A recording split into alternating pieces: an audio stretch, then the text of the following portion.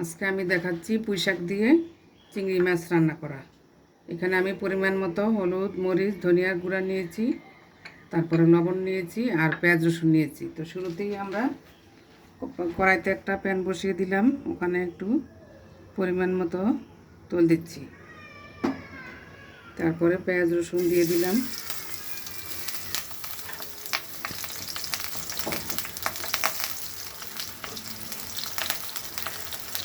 পেঁয়াজ রসুনটাকে আমি একটু হালকা ভেজে নেব।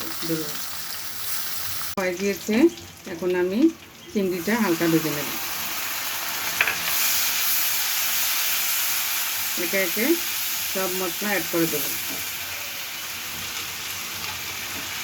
আর যেহেতু শাক, আমাকে সামান্য পরিমাণে লবণ দিতে হবে।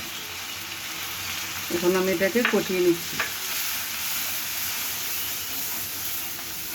এখন আমি এটাকে কষিয়ে সামান্য একটু করে পানি দিয়ে দেব।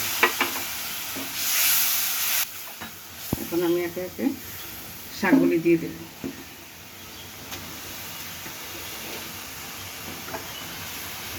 আমি 10 মিনিটের জন্য ঢেকে দিচ্ছি। শাক মিলিয়ে গিয়েছে, আমি এখন এটাকে একটু নেড়েচেড়ে দিচ্ছি আর 5 মিনিটের মতো ঢেকে দিচ্ছি। তৈরি হয়ে গেল আমাদের চিংড়ি পুঁই শাক।